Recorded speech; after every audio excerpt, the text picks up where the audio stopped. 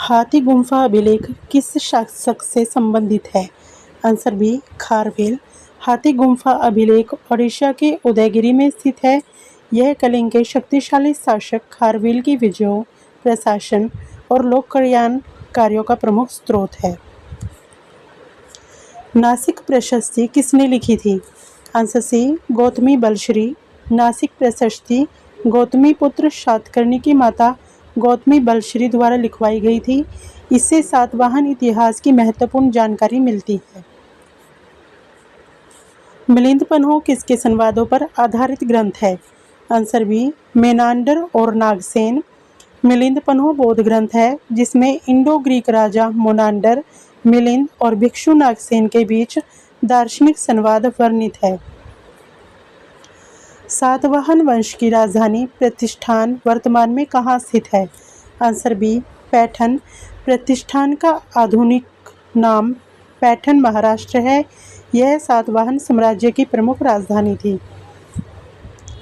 जूनागढ़ अभिलेख में सुदर्शन झील के पुनर्निर्माण का उल्लेख किस शासक के संदर्भ में मिलता है? आंसर ए रुद्रदामन। जूनागढ़ अभिलेख में शक शासक रुद्रदामन द्वारा सुदर्शन झील के पुनः निर्माण का उल्लेख मिलता है। यह संस्कृत भाषा का महत्वपूर्ण अभिलेख है। प्रयाग प्रशस्ति किस लिपि में लिखी गई है? आंसर बी ब्राह्मी लिपि। इसमें समुद्रगुप्त की विजयों और उपलब्धियों का वर्णन है। कादंबरी ग्रंथ के लेखक कौन थे? Answer C Banabhatta. कादंबरी संस्कृत साहित्य की प्रसिद्ध गद्य रचना है जिसे बाणभट्ट ने लिखा था। अवंती सुंदरी कथा किस लेखक की रचना है? Answer A Rajashekhar. राजशेखर संस्कृत के प्रसिद्ध कवि और नाटककार थे। अवंती सुंदरी कथा उनकी प्रमुख रचनाओं में से एक है। राष्ट्रकूटों की प्रसिद्ध कृति कैलाश मंदिर कहाँ स्थित है? आंसर ए एलोरा। एलोरा का कैलाश मंदिर एक आश्रम एक ही चट्टान को काटकर निर्मित विश्व प्रसिद्ध मंदिर है जिसे राष्ट्रकूटों ने बनवाया था। ऐहोल अभिलेख किस चालुक्य शासक की उपलब्धियों का वर्णन करता है? आंसर बी पुलकेशिन द्वितीय। ऐहोल अभिलेख में पुलकेशिन द्वितीय की विजयों का वर्णन मिलता है। इसे रवि कीर्ति ने लिखा था। पाल वंश का संस्थापक कौन था? आंसर सी गोपाल पाल वंश का संस्थापक था। उसे बंगाल की जनता ने राजा चुना था। विक्रमशिला विश्वविद्यालय की स्थापना किसने की थी? Answer B Dharmpal. धर्मपाल ने विक्रमशिला विश्वविद्यालय की स्थापना की जो नालंदा के समान प्रसिद्ध शिक्षा केंद्र था।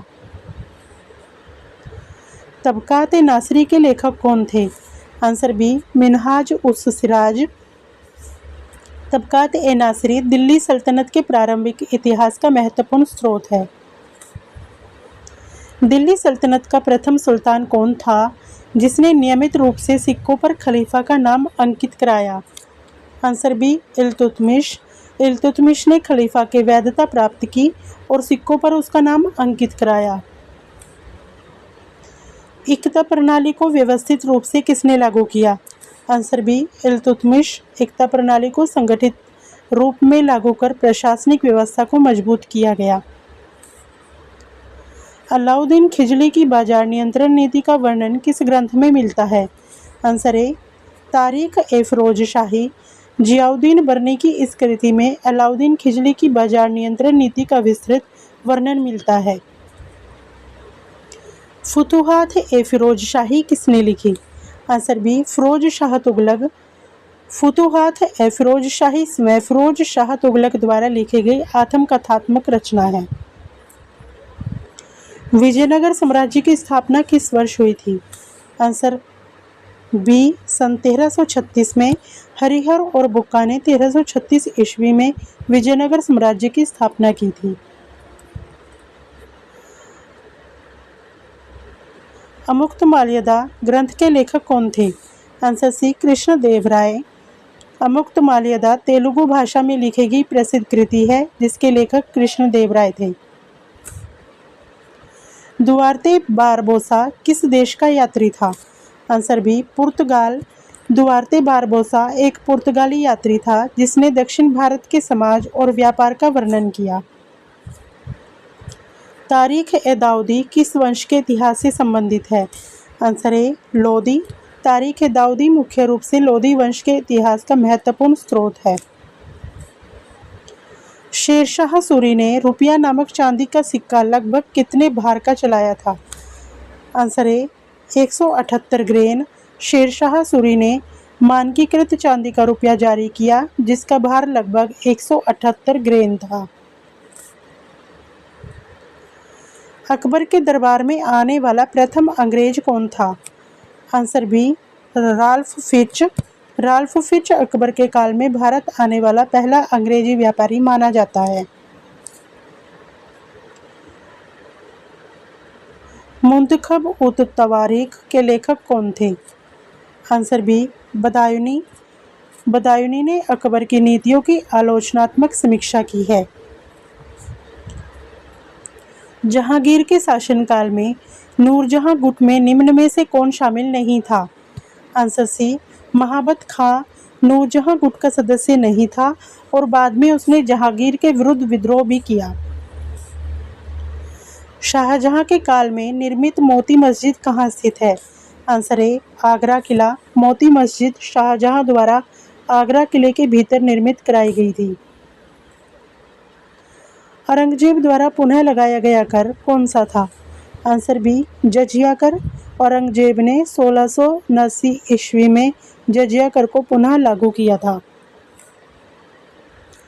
मासिर-ए-आलमगीरी के लेखक कौन थे? आंसर ए साकी मुअज़्ज़ज़ी खां। औरंगजेब के शासनकाल का महत्वपूर्ण ऐतिहासिक स्रोत है। चचनामा किस क्षेत्र के इतिहास का प्रमुख स्रोत है? Answer C Sindh. चचनामा सिंध के इतिहास और अरब विजय का प्रमुख स्रोत माना जाता है। राजतरंगिणी के लेखक कल्हण किस शताब्दी में हुए थे? आंसर सी 12वीं शताब्दी। कल्हण ने 12वीं शताब्दी में राजतरंगिणी की रचना की जो कश्मीर का क्रमबद्ध इतिहास प्रस्तुत करती है। गाथा सप्तशती की रचना किसने की थी? आंसर ए हाल। सातवाहन शासक हाल ने प्राकृत भाषा में गाथा सप्तशती की रचना की थी। अर्थशास्त्र की मूल पांडुलिपि आधुनिक काल में किसने खोजी थी? आंसर ए आर शमा शास्त्री। 1905 में आर शमा शास्त्री ने अर्थशास्त्र की पांडुलिपि खोजी और उसे प्रकाशित किया। तोल्काप्पियम किस भाषा का प्राचीन व्याकरण ग्रंथ है? Answer B Tamil. तमिल भाषा का सबसे प्राचीन उपलब्ध व्याकरण ग्रंथ माना जाता है। संगम साहित्य मुख्यतः किस राजवंश के इतिहास पर प्रकाश डालता है? Answer A Chola Chera Pandya. संगम साहित्य दक्षिण भारत के इन 3 प्रमुख राजवंशों के इतिहास और संस्कृति का वर्णन करता है।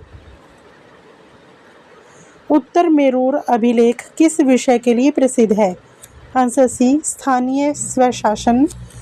उत्तर मेरूर अभिलेख चोलकालीन ग्राम प्रशासन, चुनाव प्रणाली और स्थानीय स्वशासन की जानकारी देता है। ऊपर दिए गए सभी प्रश्नों का जवाब कमेंट बॉक्स में जरूर बताएं।